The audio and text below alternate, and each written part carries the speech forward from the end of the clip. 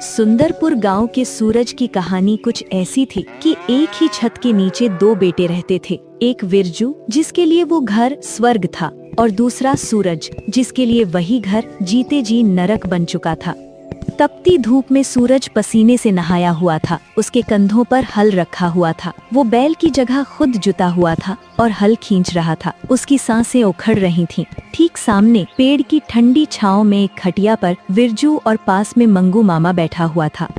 अरे ओ सूरज, क्या हुआ बे? चाल धीमी पड़ गई। बैल मर गया तो क्या हम भूखे मरेंगे? चल जोर लगा। हैशा।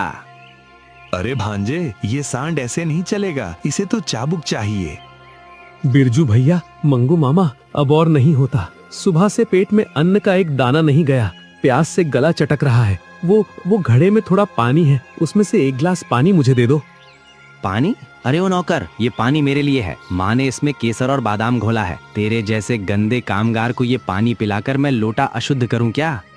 सुना तूने? छोटे मालिक को प्यास लगी है, इसलिए वो पिएंगे, और तुझे प्यास लगी है तो पसीना पी अपना। चल काम कर। खून के रिश्तों में इतना फर्क था। एक भाई बादाम वाला दूध पी रहा था और दूसरा पसीने की बूंदों से प्यास बुझा रहा था। सूरज ने आसमान की तरफ देखा।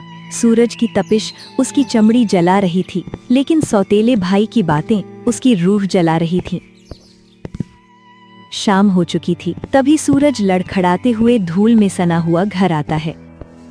ले मेरे लाल, दिन भर पेड़ के नीचे बैठकर पढ़ाई जो की है, दिमाग थक गया होगा, खा ले। माँ, आज खाना बहुत स्वादिष्ट बना है। माँ, वो देखो, आ गया आपका मुफ्तखोर। आ गया? बड़ा जल्दी काम खत्म हो गया, या हल बीच में छोड़कर भाग आया? माँ, पूरा खेत जोत दिया, अब तो खड़े होने की भी ताकत नहीं है। बहुत भूख लगी है, कुछ खाने को दे दो। हाँ ठीक है, ले खा ले। और सुन, दाल खत्म हो गई है, नमक और पानी के साथ खा लेना। सूरज उस जली रोटी को देखता है। उसकी आंखों में आंसू थे। वो देखता है कि विरजू खीर खा रहा था और वो रोटी। माँ, मैं भी तो आपके बेटे जैसा हूँ। पिताजी कहते हैं आप मुझे सगे बेटे जैसा प्यार दोगी। जुबान लड़ाता है। सगा सगा होता है और सौतेला सौतेला। मेरा बेटा राज करने के लिए पैदा हुआ है और तू मजदूरी करने के लिए अपनी औकात में रहे। एक पिता घर की नींव होता है, लेकिन जब नींव ही हिल जाए तो दीवारें गिरने में वक्त नहीं लगता। रामदीन, जो सूरज के पिता थे, उनका दुर्घटना में एक पैर चला गया था। वो ना तो चल सकते थे और ना ही कुछ बोल पाते थे। पिताजी, आपने तो कहा था कि माँ मुझे अपने बेटे जैसा रखेंगी। दिन भर खेत में आप सभी को पालने के लिए मेहनत करता हूँ, लेकिन हमें तो फिर भी यहाँ सही से 2 वक्त का खाना भी नसीब नहीं हो रहा है। वो हमें अपना बेटा समझती ही नहीं है।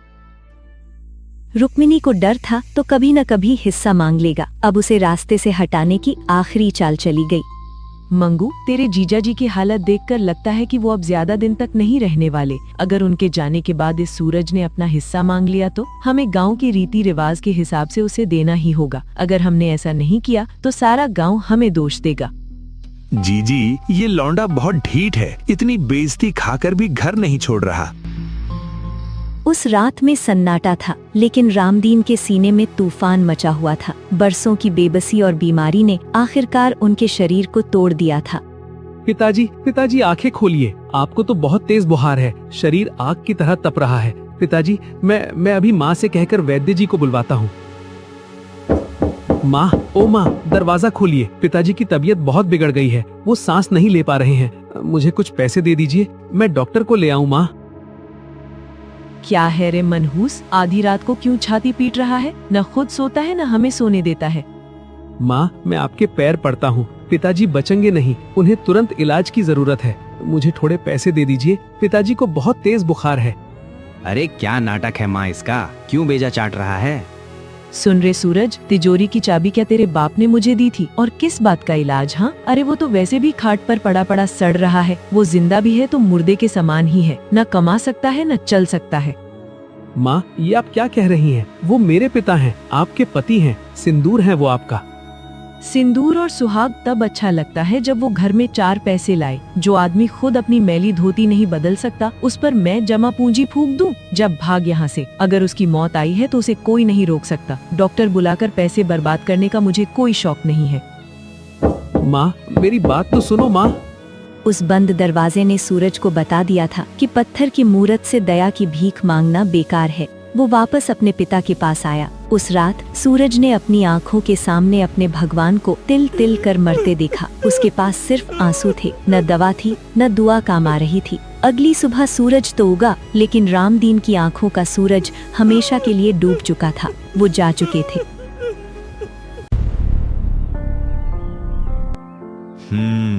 तो जीजी, क्रियाकर्म सब निपट गया। गांव वालों को खाना भी खिला दिया। अब घर का कुछ शुद्धिकरण करना पड़ेगा। सही कह रहे हो मामा। वैसे भी घर में राशन कम पड़ रहा है और खाने वाले मुंह ज्यादा हैं। माँ, मैं कल से खेत पर ज्यादा काम करूंगा। पिताजी नहीं रहे तो उनकी कमी मैं पूरी करूंगा। तू पूरी करेगा कमी? अरे ओ अभाग, जिस बाप के दम पर तू यहाँ टिका था वो तो गया। अब तेरा इस घर में क्या काम? माँ, ये मेरा भी तो घर है। तेरा घर? अरे बिरजू, जरा कागज तो दिखा इसे। देख, पिताजी मरने से पहले सब कुछ माँ के नाम कर गए हैं और माँ चाहती है कि तू अब यहाँ ना रहे। तू पनौती है, पनौती। सीधी बात ये है सूरज कि अब मैं तेरा मनहूस चेहरा नहीं देखना चाहती। निकल जा मेरे घर से इसी वक्त। माँ, मैं कहाँ जाऊंगा? मेरे पास न पैसा है न कोई ठिकाना। कम से कम मुझे नौकर समझकर ही एक कोने में पड़े रहने दो। नौकर पालने के लिए भी पैसे लगते हैं और तू तो मुफ्त की रोटियां तोड़ने वाला है। चल निकल। रुक्मिणी उसका हाथ पकड़कर घर से बाहर निकाल देती है। जिस घर की ईंटें उसने अपने पसीने से सींची थीं, आज उसी घर ने उसे अजनबी बना दिया था। आखिरकार भारी कदमों से उसने अपनी किस्मत को स्वीकारा और उस गांव की पगडंडी पकड़ ली जो जंगल की तरफ जाती थी, जहां इंसानों से ज्यादा रहम शायद जानवरों में होता है। चलते चलते सूरज एक घने जंगल में पहुंचा। भूख और प्यास से उसका हलक सूख रहा था, लेकिन दिल का दर्द पेट की भूख से कहीं बड़ा था। वो एक पुराने बरगद के पेड़ के नीचे थक कर बैठ गया। क्यों? आखिर क्यों भगवान? मैंने किसी का क्या बिगाड़ा था? माँ छीनी, पिता छीने, घर छीना, अब क्या मेरी जान लेकर ही मानोगे? अगर यही न्याय है तेरा तो आज मुझे भी उठा ले। मैं जीना नहीं चाहता। तभी हवा के झोंके के साथ एक धीमी आवाज आती है। बेटा, कोई है? आकर मेरी थोड़ी मदद कर दो। सूरज चौंक गया। इस वीराने में कौन हो सकता है? ये कौन है? यहाँ इतने घने जंगल में कौन हो सकता जो मदद के लिए पुकार रहा है? उसने आंसू पोंछे और आवाज की दिशा में बढ़ा। झाड़ियों के पीछे एक पेड़ के नीचे एक बूढ़ी अम्मा बैठी थी। अरे, ये तो कोई बूढ़ी अम्मा है। मुझे पास जाकर पूछना चाहिए, क्या बात है? सूरज उनके पास जाता है और उनसे पूछता है, अम्मा, आप यहाँ इस जंगल में अकेली क्या कर रही हो? ये जंगल तो जानवरों का है। बेटा, क्या तू मेरी मदद कर सकता है? ये लकड़ियों का गट्ठर उठाकर मेरे सिर पर रख दे, मैं कैसे भी करके ले जाऊंगी। अरे नहीं अम्मा, ये गट्ठर बहुत भारी है। आपकी कमर झुक गई है। इस उम्र में इतना वजन उठाना ठीक नहीं है। लाइए, हटो आप, मैं इसे उठा लेता हूँ। ना बेटा ना, तू क्यों कष्ट करेगा? तू तो खुद थका हारा लग रहा है। तेरी आंखों में तो जैसे वीरानियां छाई हैं। बस मेरे सिर पर रखवा दे, मैं धीरे धीरे ले जाऊंगी। माँ के सिर पर बोझ रखकर कोई बेटा आराम से कैसे चल सकता है अम्मा? और फिर मुझे तो अब भारी बोझ उठाने की आदत हो गई है। आप बस रास्ता बताइए, घर कितनी दूर है? बूढ़ी औरत ने सूरज के चेहरे को गौर से देखा। उस अनजान लड़के की बातों में जो अपनापन था, वो उसे सालों बाद महसूस हुआ था। जुग जुग जियो मेरे लाल, भगवान तेरी झोली खुशियों से भर दे। बस बेटा, यहाँ से कुछ दूरी पर ही मेरी झोपड़ी है। चल, मैं तेरे साथ चलती हूँ। तेरा नाम क्या है बेटा? और तेरे कपड़ों पर इतनी धूल और तेरी आंखों में इतने आंसू, ये बात कुछ हजम नहीं हुई। तू किसी लक्कड़हारे का बेटा तो नहीं लगता? नाम सूरज है अम्मा, पर अब लगता है कि नाम बस नाम ही रह गया है। रोशनी सब छिन गई है। और कपड़ों की बात मत पूछिए। अभी कुछ देर पहले तक मैं भी एक घर वाला था। बात करते करते वे एक छोटी सी टूटी फूटी लेकिन साफ सुथरी झोपड़ी के पास पहुंच गए। सूरज ने गट्ठर को आंगन में जोर से पटक दिया। बेटा, मैं अभी पानी लेकर आती हूँ। गला सूख गया होगा तेरा। मैंने व्यर्थ ही तेरा समय बर्बाद कर दिया। तुझे कहीं जाना होगा ना? तेरे घर वाले राह देख रहे होंगे। राह? अम्मा, मेरा अब कोई घर नहीं है जहाँ कोई मेरी राह देखे। मेरा समय अब किसी के लिए कीमती नहीं रहा। ये क्या कह रहा है लल्ला? इतना होनहार और सजीला जवान बेटा और कोई घर नहीं? क्या हुआ तेरे साथ? क्या बताऊं अम्मा, बचपन में मेरी सगी माँ मुझे और पिता को छोड़कर चली गई। पिताजी थे तो सब अपना था, उनके जाते ही सब पराया हो गया। जिस घर को मैंने अपने खून पसीने से सींचा, उसी घर से सौतेली माँ ने मुझे निकाल दिया। कहा कि मैं पनौती हूँ, मेरे ही पिता की छत के नीचे मेरे लिए कोई जगह नहीं बची। मैंने बहुत मिन्नतें की अम्मा कि मुझे नौकर बनाकर रख लो, बस एक कोने में पड़ा रहूंगा, पर उन्होंने मुझे धक्के मारकर निकाल दिया। अब न सिर पर छत है, न पेट में दाना और न ही जीने की कोई वजह। सूरज का दर्द सुनकर अम्मा का कलेजा कांप गया। चुप हो जा मेरे बच्चे, चुप हो जा, रोते नहीं। देख देख मेरी तरफ, तुझे लगता है तू अकेला है? इस दुनिया में दुख सबको है बेटा। सूरज, तू कह रहा था ना कि तेरा कोई घर नहीं है। देख, ये टूटी फूटी झोंपड़ी ही सही, पर आज से ये तेरा घर है। अम्मा, आप मुझे आसरा दोगी? मैं एक अजनबी हूँ और मेरे पास आपको देने के लिए कुछ भी नहीं है। मैं तो खुद एक बोझ हूँ। कैसी बात करता है पगले, तू बोझ नहीं, मेरे बुढ़ापे की लाठी है। बोल, क्या तू इस बेबस बुढ़िया का बेटा बनेगा? क्या मुझे माँ कहकर पुकारेगा? सूरज ने अम्मा की आंखों में देखा। वहाँ वही ममता थी, वही तड़प थी, जिसके लिए वो अपनी सौतेली माँ के सामने गिड़गिड़ा रहा था। जो प्यार उसे अपने घर में नहीं मिला, वो आज इस पराई झोपड़ी में मिल रहा था। अम्मा, मुझे लगा था मेरा सब कुछ लुट गया, लेकिन भगवान ने मुझसे पत्थर की मूरत वाली माँ छीनकर आज साक्षात देवी जैसी माँ दे दी। मैं आपका बेटा बनकर रहूंगा अम्मा, मैं आपकी हर सेवा करूंगा।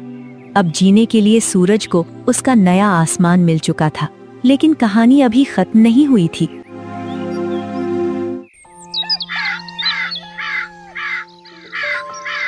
अगली सुबह सूरज की आंखों में एक नई उम्मीद थी। उसे अब सिर्फ अपने लिए नहीं, बल्कि उस बूढ़ी माँ के लिए भी जीना था, जिसने उसे आसरा दिया था। वो काम की तलाश में गांव के सबसे बड़े और खूंखार जमींदार ठाकुर गजेंद्र सिंह की हवेली पहुंचा। पास में उसका चालाक चमचा कल्लू कालिया खड़ा था। राम राम मालिक, मैं परदेसी हूँ, काम की तलाश में आया हूँ। अगर आपके खेतों में कोई मजदूरी मिल जाती तो बड़ी कृपा होती। परदेसी, हम बाहर के लोगों को तो काम देते नहीं, तुझे क्यों दे? शक्ल से तो तू चोर उचक्का लगता है। निकल जा यहाँ से, हमारे पास फालतू लोगों के लिए कोई जगह नहीं है। मालिक, मैं मुसीबत का मारा हूँ, चोर नहीं। आप जो कहेंगे मैं वो काम करूँगा। भले ही पैसे कम दीजिएगा, बस अनाज दे दीजिएगा। कहा ना नहीं है काम, बहरा है क्या? सूरज निराश होकर लौटने ही वाला था कि तभी कल्लू कालिया की आंखों में एक चमक आई। वो झुककर ठाकुर के कान में फुसफुसाया। अरे सरकार, जाने मत दीजिए, रुकिए। मालिक, वो काली टेकरी वाली बंजर जमीन याद है, जहाँ पत्थर के सिवा कुछ नहीं उगता?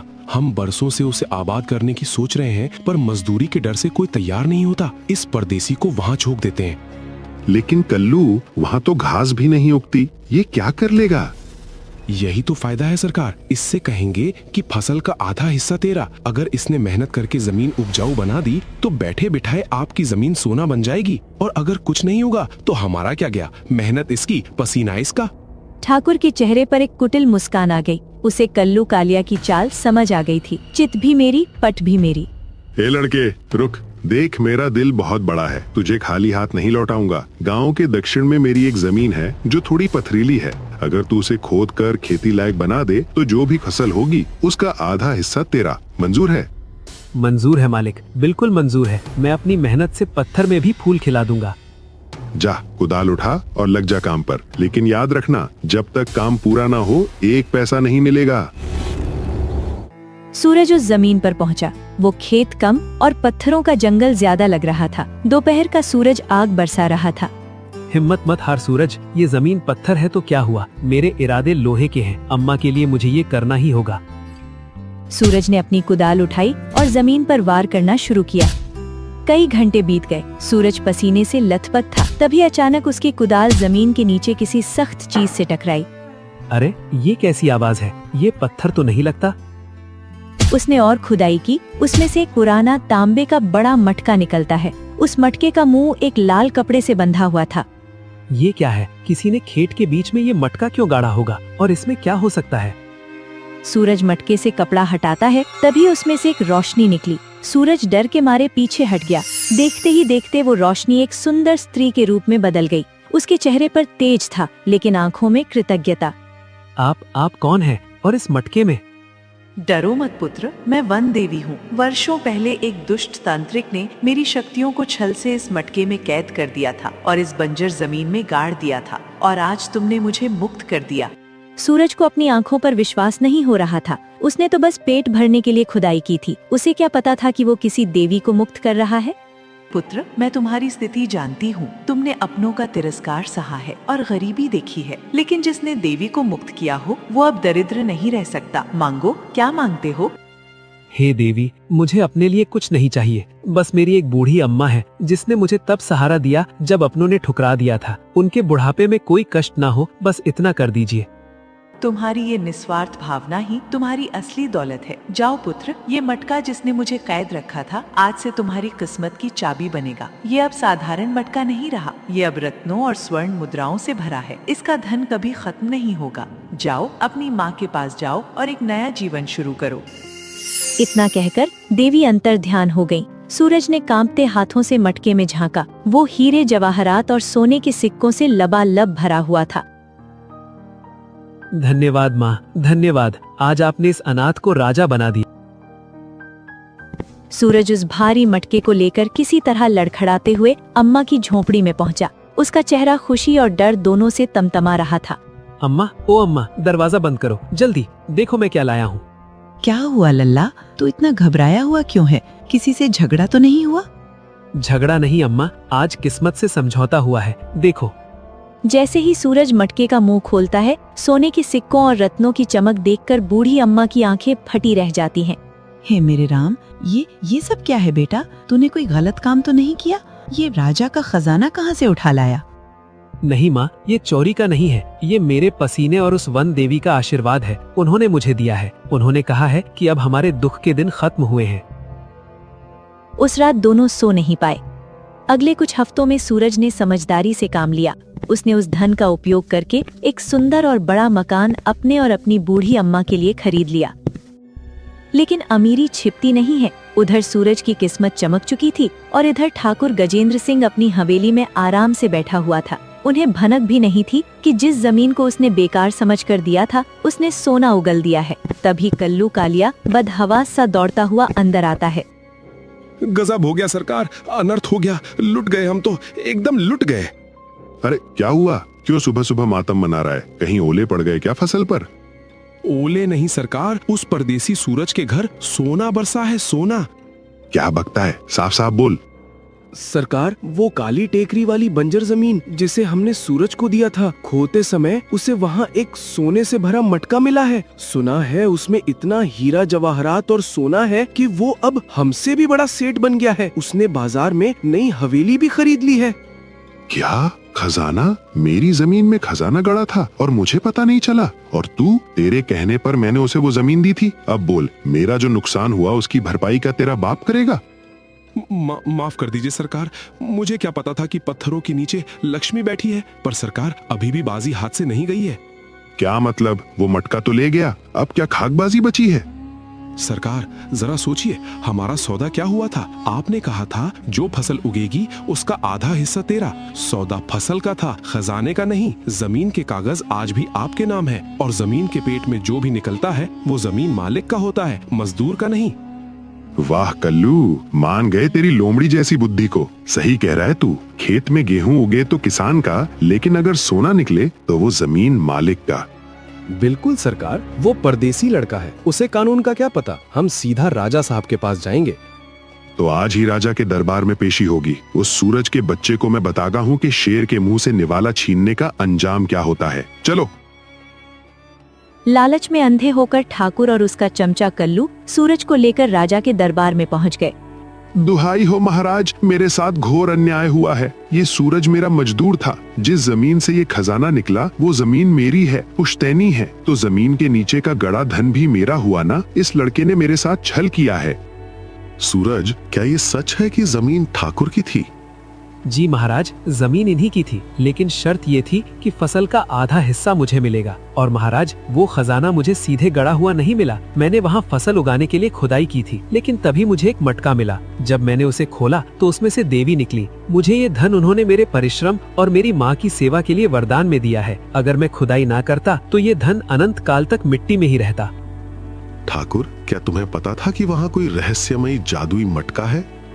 नहीं महाराज, मुझे पता होता तो मैं इसे खोदने क्यों देता।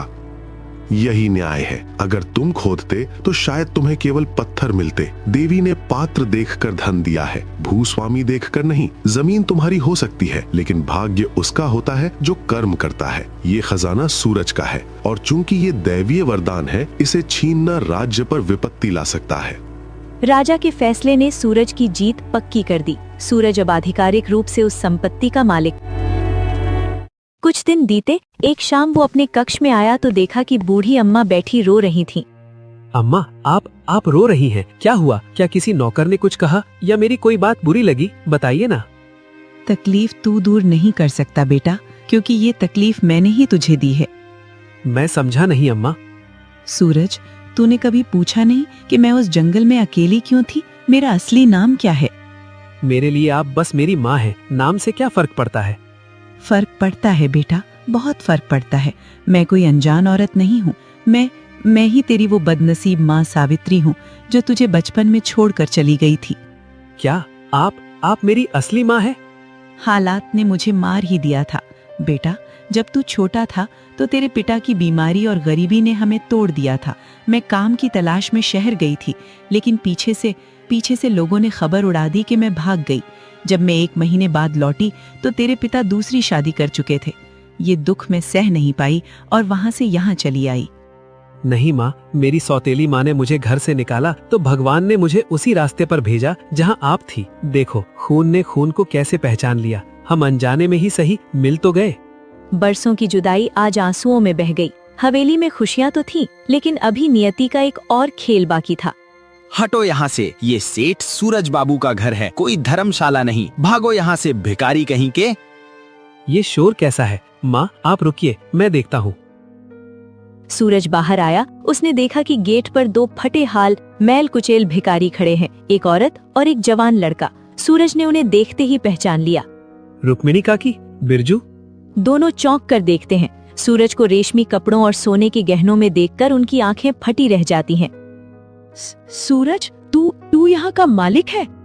हाँ काकी, ये वही पनौती सूरज है जिसे तुमने धक्के मारकर निकाला था। लेकिन तुम्हारी ये हालत कैसे हुई? और मंगू मामा कहाँ हैं? वो तो कहते थे ये सब उनका है। भैया मुझे माफ कर दो। वो मंगू मामा सगा नहीं, सांप था। उसने पिताजी की वसीयत में हेरा फेरी करके सारी जमीन जायदाद अपने नाम करवा ली और फिर हमें लात मारकर घर से निकाल दिया, ठीक वैसे ही जैसे हमने तुम्हें निकाला था। ये मेरे कर्मों की सजा है सूरज। मैंने तेरे साथ जो किया, भगवान ने वही मेरे साथ किया। मेरा सगा बेटा आज भिखारी है और सौतेला बेटा राजा है। मुझे माफ कर दे या धक्के मारकर निकाल दे, अब यही मेरी किस्मत है। सूरज के पास अब बदला लेने का पूरा मौका था। वो उन्हें धक्के मरवा सकता था, लेकिन उसने अपनी माँ की तरफ देखा, जो अब दरवाजे पर खड़ी थी। काकी, मैं रुक्मिणी का बेटा नहीं, सावित्री का बेटा हूँ, और मेरी माँ ने मुझे किसी को भूखा रखना नहीं सिखाया। सूरज, तू मुझे माफ कर रहा है? माफ तो ऊपर वाला करता है काकी, मैं तो बस अपना धर्म निभा रहा हूँ। आप इस घर में रह सकती हैं, लेकिन मालकिन नहीं। सुंदरपुर की कहानी ने अपना चक्र पूरा कर लिया था। जिसने दूसरों का हक छीना वो सड़क पर आ गया, और जिसने सब कुछ खोकर भी नेकी नहीं छोड़ी वो महलों का राजा बन गया। वक्त से बड़ा कोई न्यायाधीश नहीं होता।